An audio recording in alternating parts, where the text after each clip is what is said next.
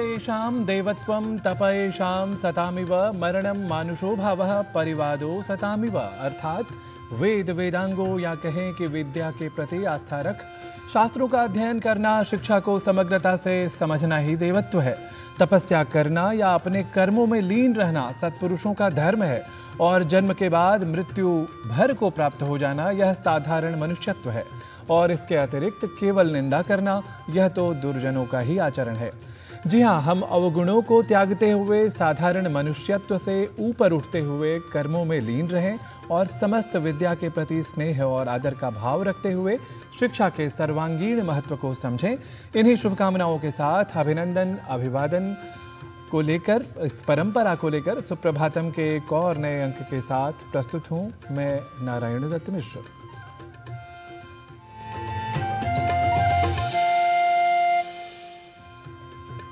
नाकालतो म्रियते जायते वा नाकालतो व्याहरते च बालः नाकालतो यौवनमभ्युपैति नाकालतो रोहति बीजमुक्तम। अर्थात बालक समय आए बिना न जन्म लेता है, न मरता है और न समय बोलता ही है। बिना समय के युवा अवस्था नहीं आती और बिना समय के बोया हुआ बीज भी नहीं उगता, क्योंकि संसार में सब कुछ समय से होता है। तो समय की इस व्यापकता को, मर्यादा को समझते हुए आरंभ करते हैं सुप्रभातम की आज के पंचांग के माध्यम से, जहां आप समय को लेकर भारतीय ज्ञान परंपरा की व्यावहारिक और अत्यंत वैज्ञानिक दृष्टिकोण से हो लेते हैं परिचित। आज का पंचांग युगाब्द 5126, विक्रम संवत 2081, शक संवत 1946, दक्षिणायन, भाद्रपद मास, शुक्ल पक्ष, तृतीया तिथि, शुक्रवार, हस्त नक्षत्र। आज का दिन मंगलमय हो। तो यह थी प्रस्तुति आज के पंचांग की। संस्कृत का एक प्रसिद्ध श्लोक है, न कालस्यास्ति बंधुत्वं न हेतुर्न न पराक्रमः न मित्र ज्ञाति संबंधः कारणं नात्मनो वशः। अर्थात काल का किसी के साथ मित्रता का संबंध नहीं होता, उसे वश में करने का कोई उपाय भी नहीं है और उस पर किसी का पराक्रम भी नहीं चल सकता। कहने का अर्थ यह कि काल या समय पर किसी का वश नहीं होता। हम सभी बस समय के अनुपालन के साथ अपने कर्म करें, तभी हमारी प्रगति संभव है। तो अब समय हमें आगे बढ़ने का दे रहा है निर्देश, ताकि अब हम रख सकें आप सभी के समक्ष अपनी दूसरी प्रस्तुति को, अर्थात सुभाषित को।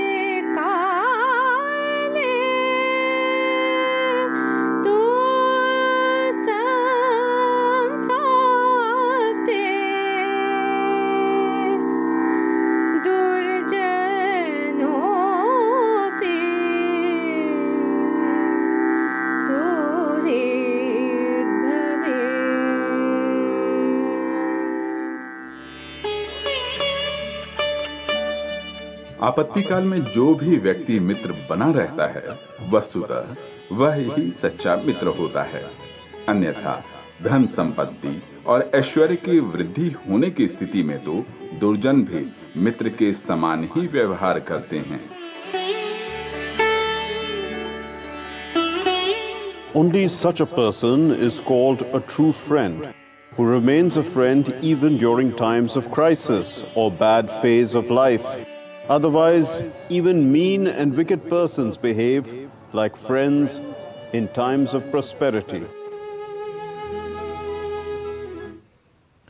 अब समय है भारतीय ज्ञान परंपरा से जुड़ी हमारी प्रस्तुति का। महर्षि वेदव्यास द्वारा रचित महाकाव्य महाभारत संस्कृत साहित्य का अत्यंत विशेष ग्रंथ है, जिसमें प्रायः 1,00,000 श्लोक हैं। इसलिए इसे शतसाहस्री या शतसाहस्री संहिता भी कहते हैं।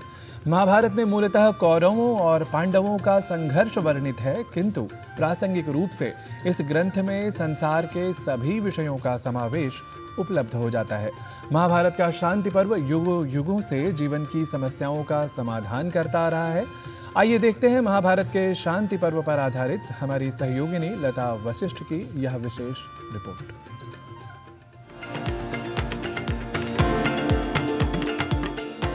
नारायणं नमस्कृत्य नरं चैव नरोत्तमम्।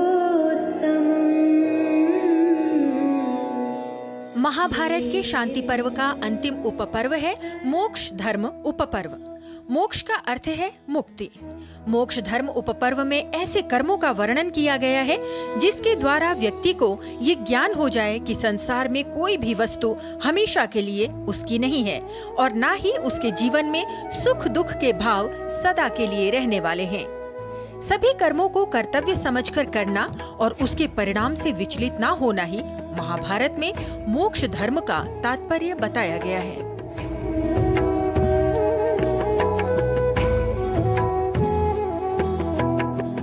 सर्वत्र विहितो धर्मः स्वर्ग्यः सत्यफलं तपः बहुद्वारस्य धर्मस्य नेहास्ति विफला क्रिया। अर्थात सभी आश्रमों में रहने वालों के लिए तपस्या के मार्ग को सर्वश्रेष्ठ बताया गया है और इसे सभी इच्छाओं की पूर्ति के लिए सहायक भी कहा गया है।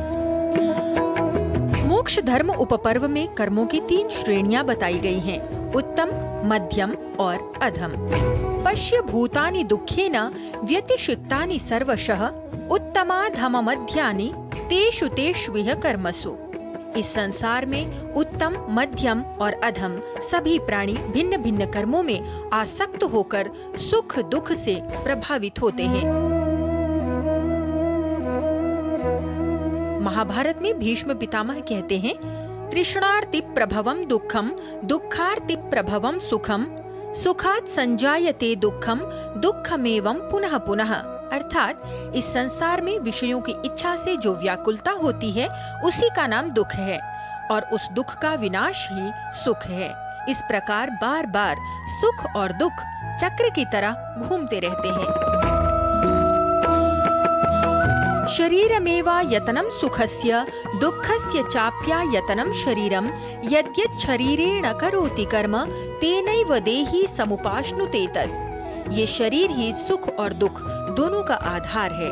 मनुष्य इस शरीर से जो जो कर्म करता है उसी के अनुसार वो सुख एवं दुख का फल प्राप्त करता है। 3 प्रकार के कर्म होते हैं: क्रियमाण कर्म, संचित कर्म और प्रारब्ध कर्म। क्रियमाण जो वर्तमान में हम सभी कर रहे हैं। क्रियमाण कर्म का एकत्रित होना संचित कर्म कहलाता है। संचित कर्मों के आधार पर ही जीवन मिलता है और उन्हीं संचित कर्मों के अनुसार ही मनुष्य को कर्म फल मिलना प्रारब्ध कर्म कहलाता है। संचिनोत्य शुभम कर्म कलत्रापेक्षया नरः एकः क्लेशान् वाप्नोति परत्रेह च मानवः। मनुष्य अपने और अपने कुटुंब के लिए अच्छे बुरे कर्मों का संग्रह करता है, किंतु इस लोक और परलोक में उसके द्वारा संग्रहित समस्त कर्मों का फल अकेले ही भोगना पड़ता है।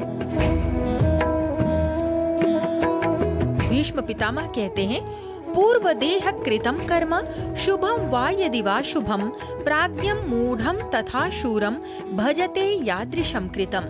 मनुष्य बुद्धिमान हो, मूर्ख हो अथवा शूरवीर हो, उसने पूर्व जन्म में जैसा शुभ या अशुभ कर्म किया है उसका वैसा ही फल उसे भोगना पड़ता है। महाभारत के मोक्ष धर्म उपपर्व के अंतर्गत ब्राह्मण और सेनजीत के संवाद के माध्यम से जीवन जीने तथा कर्मों के अनुसार परिणाम को विस्तार से बताया गया है, जिसको समझकर मनुष्य संतुलित जीवन जीने का प्रयास कर सकता है। लता वशिष्ठ, डीडी न्यूज।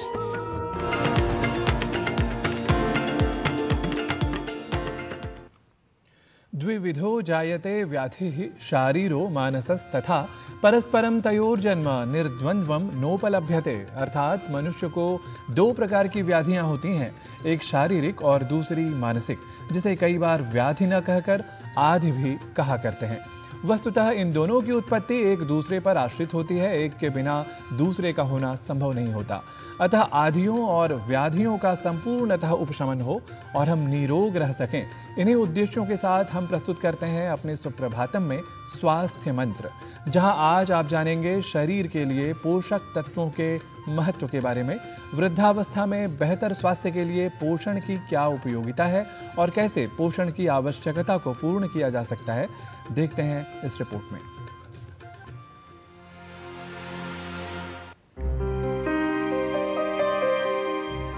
पोषण का महत्व वैसे तो सभी आयु के लोगों के लिए है, लेकिन जीवन की कुछ महत्वपूर्ण अवस्थाओं में सही पोषण मिलना और भी आवश्यक हो जाता है। वृद्धावस्था बेहद महत्वपूर्ण अवस्था है जिसमें पोषण का महत्व बढ़ जाता है। उम्र बढ़ने के साथ पोषण की आवश्यकता भी अलग हो जाती है, इसलिए आहार कैसा है इस पर ध्यान देना जरूरी है। इनका लाइफ बिना बीमारी के रहे, ये लोग लंबे टाइम तक हमारे साथ रहें, तो इनका आहार पे हमें स्पेशल ध्यान देना चाहिए। और इस दौरान जो हम केयर एक छोटे बच्चे की करते हैं उसी तरह से बुजुर्ग की केयर करनी चाहिए। इसमें कार्बोहाइड्रेट, प्रोटीन और फैट, जो कि स्पेसिफिकली अनसैचुरेटेड फैट का मात्रा उसी हिसाब से देते हैं जैसा कि इस एज के हिसाब से रिक्वायरमेंट होती है। बढ़ती उम्र के कारण शरीर में क्षय की गति बढ़ जाती है, शारीरिक सक्रियता कम हो जाती है और शरीर की कार्य क्षमता कम होने लगती है। ऐसे में पोषक तत्वों की कमी की संभावना बढ़ जाती है। इसको ध्यान में रखते हुए इनके आटा जो गेहूं का यूजुअली हम यूज करते हैं उसके बजाय मल्टीग्रेन आटा इन लोगों को दिया जाए और दालों का सेवन भी प्रचुर मात्रा में होना चाहिए। स्प्राउट्स यानी कि अंकुरित दालें बीच बीच में यूज करें। हरी फल सब्जियां, पत्तेदार सब्जियां जो कि ताज़ी सब्जियां हैं, सीजनल हैं, और सीजनल फ्रूट्स यानी कि फल जो सीजन वाले हैं वो इनको ज़रूर देने चाहिए। इसके साथ ही में विटामिन डी और कैल्शियम का काफ़ी लंबे टाइम तक धूप में ना जाने की वजह से या कम दूध और दूध से बनी चीज़ें कम लेने की वजह से उसकी मात्रा हो जाती है और ऑस्टियोपोरोसिस होने की संभावना रहती है। तो इनमें दूध और दही का सेवन रेगुलरली यूज किया जाना चाहिए। बुजुर्गों के लिए भोजन ऐसा होना चाहिए जो आसानी से पच सके, साथ ही उन्हें सभी पोषक तत्व पूर्ण रूप से मिल सके। बढ़ती उम्र में अपने पोषण पर विशेष ध्यान दें, जिससे स्वास्थ्य समस्याओं का खतरा कम हो, पोषण की कमी की संभावना न हो और आप स्वस्थ रह सकें। किरण भारद्वाज, डीडी न्यूज।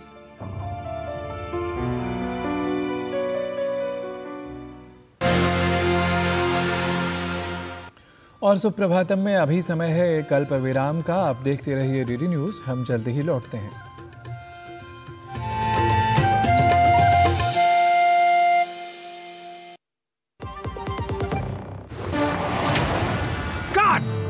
सुरक्षा की गारंटी हर चीज में जरूरी है, चाहे वो मुश्किल स्टंट हो या अच्छी फसल। इसीलिए ले आइए IIL के ट्रैक्टर ब्रांड का शिनबा, जो देता है सुंडी और ट्रिप से सुरक्षा की गारंटी। बात जब पीढ़ियों के लिए बनने वाले घर की हो तो जिम्मेदारी बड़ी हो जाती है। गैलेंट समझता है ये जिम्मेदारी। अब MM रिब्स के साथ गैलेंट एडवांस TMT रीबार, निर्माण का रियल हीरो। सोना सिर्फ गहना नहीं होता, कभी पुश्तैनी पहचान तो कभी प्यारी सी याद होती है। लाइफ में आगे बढ़ने के लिए उसी सोने से गोल्ड लोन लेने का फैसला समझदारी का होता है। मुथूट फाइनेंस ये बात समझते हैं, इसीलिए वो ईमानदारी, सच्चाई और आपके विश्वास को सबसे बढ़कर मानते हैं। मुथूट फाइनेंस, सदियों का भरोसा हमेशा के लिए। तो गोल्ड लोन के लिए कॉल करें 1-800-313-1212।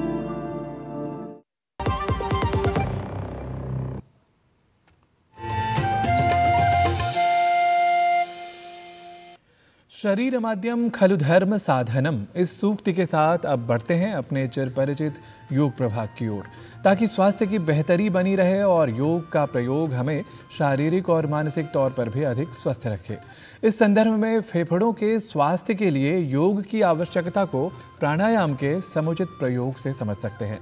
तो आइए श्वसन प्रक्रिया को बेहतर बनाने और श्वसन समस्याओं से बचाव में योग कैसे सहायक हो सकता है, यह समझ लेते हैं। कोविड के संक्रमण के बाद और आजकल के बढ़ते प्रदूषण से लोगों के फेफड़े बहुत कमजोर होने लगे हैं, जिससे श्वास लेने की क्षमता भी कम होने लगी है, तो इम्यूनिटी कम होती जा रही है। योग के कुछ आसन हमारे श्वास लेने की क्षमता को बढ़ा सकते हैं, फेफड़ों को मजबूती प्रदान कर सकते हैं। तो जब पर्याप्त मात्रा में ऑक्सीजन शरीर में जाती है तो सारे ऑर्गन्स को भरपूर मात्रा में ऑक्सीजन मिलती है और सभी अच्छे से अपना काम करते हैं, इम्यूनिटी अपने आप बढ़ जाती है। पहला आसन हम जानेंगे भुजंग आसन, जो पेट के बल लेटकर किया जाएगा। साइड के करवट करके पेट के बल लेट जाएंगे, दोनों पैरों को अच्छे से मिला के रखेंगे, दोनों हाथ कंधों के नीचे, फोरहेड जमीन पर, शरीर के निचले भाग को यहीं पर दबाकर रखना है और ऊपरी भाग को श्वास लेते हुए धीरे धीरे ऊपर उठाएंगे। जैसे जैसे हम ऊपर उठ रहे हैं, हमारे फेफड़े फैल रहे हैं, छाती ओपन हो रही है, तो श्वास लेने की क्षमता भी बढ़ जाती है। धीरे से वापस आएंगे और कुछ देर मकर आसन में आराम करेंगे। दूसरा आसन है सीधे लेटकर किया जाने वाला आसन, पवन मुक्त आसन।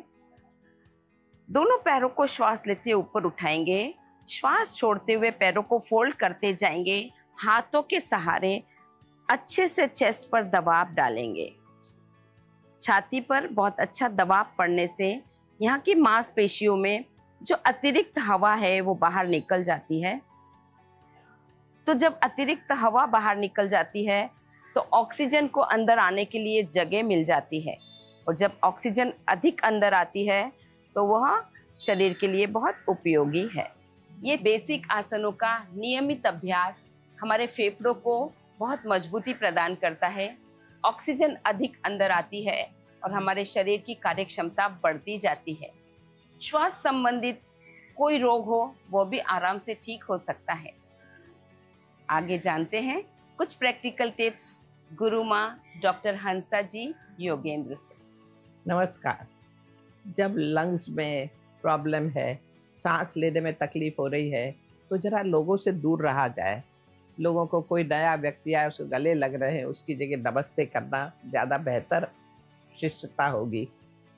अवॉइड करें क्लोज कांटेक्ट, लेकिन नाक के लिए ज़रूरी हो जाता है कि आप सांस को ज़रा साफ रखा करें।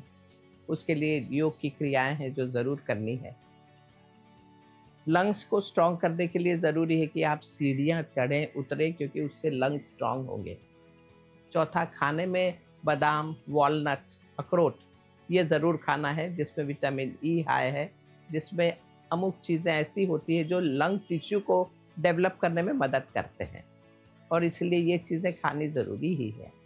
और पांचवा, कोशिश ये कि फल सब्जियां सही ढंग से खाई जाएं, कच्ची चीज़ें ना खाएं, उबाल के ही खाएं तो ही सही रहेगा, क्योंकि पाचन शक्ति कमज़ोर होती है जब लंग्स वीक है। तो ये सारी बातों का ध्यान रखें। चलना, सीढ़ियाँ चढ़ना, थोड़े आसन रेगुलर करना बहुत ज़रूरी है, तो करते रहें और अपना ध्यान दें। नमस्कार।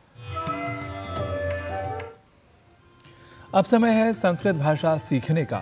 संस्कृत सीखने के लिए आइए अब चलते हैं संस्कृत पाठशाला की कक्षा में, जहां खरीदारी के समय प्रयोग होने वाले सामान्य वाक्यों को सिखा रहे हैं हमारे सहयोगी गवीश द्विवेदी।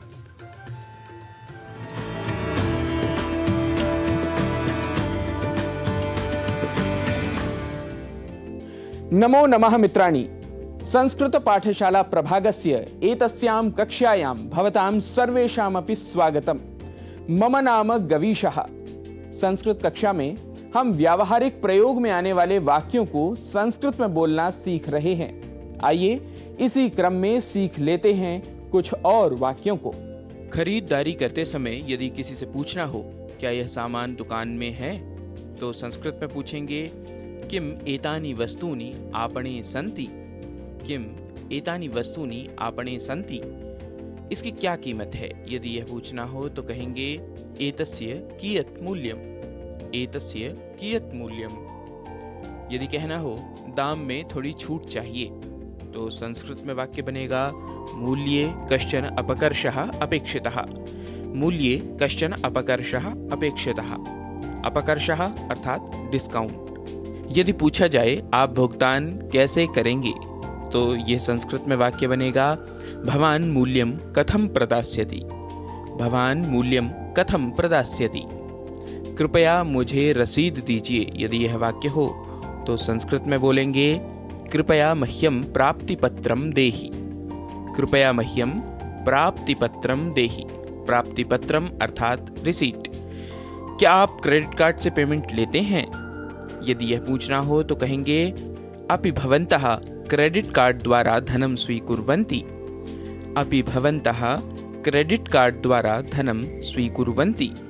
वाक्य यदि हो यह वस्तु उच्च गुणवत्ता के साथ बनी है तो कहेंगे एतस्य वस्तुनः निर्मितिः उत्तमा। एतस्य वस्तुनः निर्मितिः उत्तमा। कृपया इसे पैक कर दें। यदि यह वाक्य हो तो कहेंगे कृपया एतत् पुटीकरोतु। कृपया एतत् पुटीकरोतु। क्या आप इसे भिजवा सकते हैं?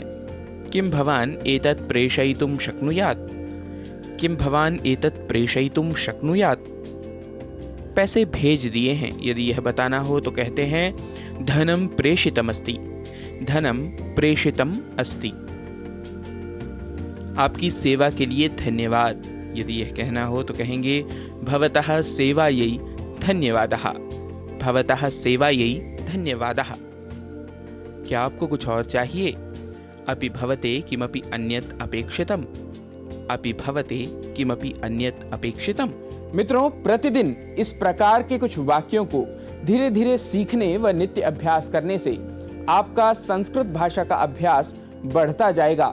ऐसे ही वाक्यों को जानने व अभ्यास करने के लिए संस्कृत पाठशाला से जुड़े रहिए एवं अपनी प्रतिक्रियाएं भी सोशल मीडिया के माध्यम से हमें भेजते रहिए। अस्तु, आज के लिए इतना ही। संस्कृत कक्षायां पुनः मिलिष्यामः। नमस्कारः, नमो नमः।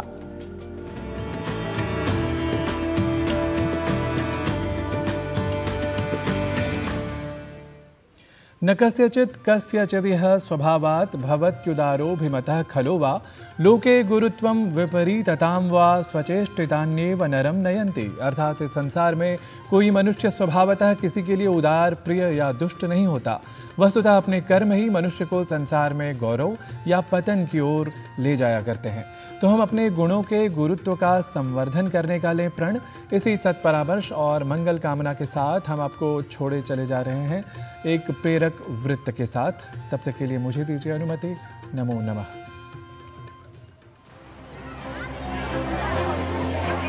पूरी तन्मयता से पढ़ाई करते इन बच्चों की आंखों में कई सपने हैं और इनके सपनों को सही मायनों में पहचान कर उन्हें उड़ान देने की कोशिश कर रहा है पहचान द स्ट्रीट स्कूल, जो वंचित बच्चों को शिक्षा प्रदान करके पहचान प्रदान करने का काम कर रहा है।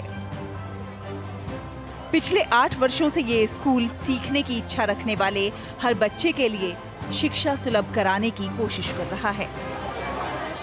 इस स्कूल की कोशिश एक ऐसा समाज बनाना है जहां शिक्षा सभी के लिए उपलब्ध हो, चाहे वे किसी भी वर्ग या आर्थिक स्तर के हों। इनका लक्ष्य बच्चों को आत्मनिर्भर बनाने का है। सिर्फ इतना ही नहीं, ये लोग आगे बच्चों का स्कूलों और कॉलेजों में दाखिला भी कराते हैं। यहाँ शिक्षा से कहीं आगे कोशिश ये सीखने की भी है कि अपनी शर्तों पर जीवन को कैसे बेहतर बनाया जा सकता है।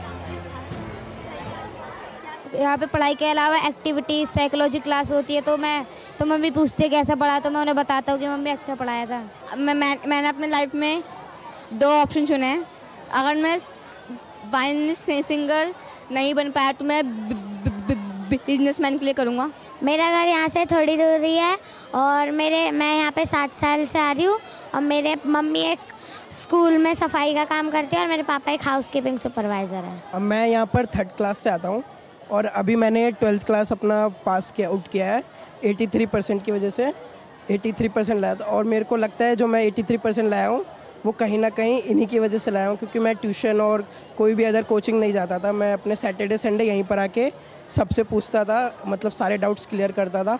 मैं चाहता हूँ कि मैं यहीं से जुड़ा रहूँ और ऐसे ही मैं भी यहाँ पर आगे बच्चों को पढ़ाऊँ। इन गलियों की हालत ये बताने के लिए काफी है कि यहाँ रहने वाले लोगों की आर्थिक स्थिति क्या होगी।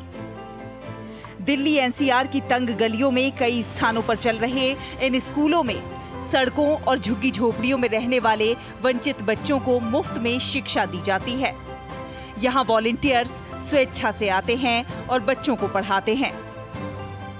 यहाँ पे हम पिछले 9.5 साल से बच्चों को पढ़ाते हैं। जो भी बच्चे जो स्कूल नहीं जा पाते या जो स्कूल जाते हैं पर उनको किसी चीज़ की हेल्प चाहिए होती है, या ऐसे बच्चे जो ड्रॉप आउट स्टूडेंट्स हैं उनको हम डिफरेंट वॉलंटियर्स के थ्रू यहाँ पे एजुकेशन प्रोवाइड कराते हैं।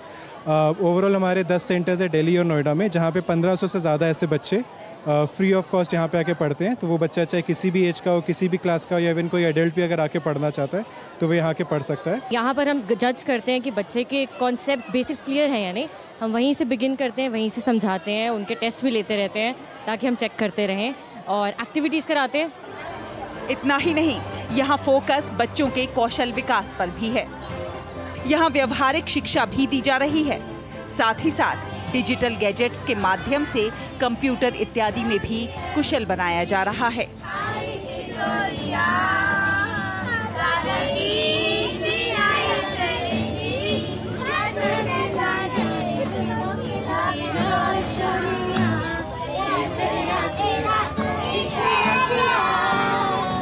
कहते हैं कि गरीबी अपने साथ कई असमानताएं लेकर आती है, इसीलिए इन लोगों का दृष्टिकोण किताबी ज्ञान से कहीं आगे है।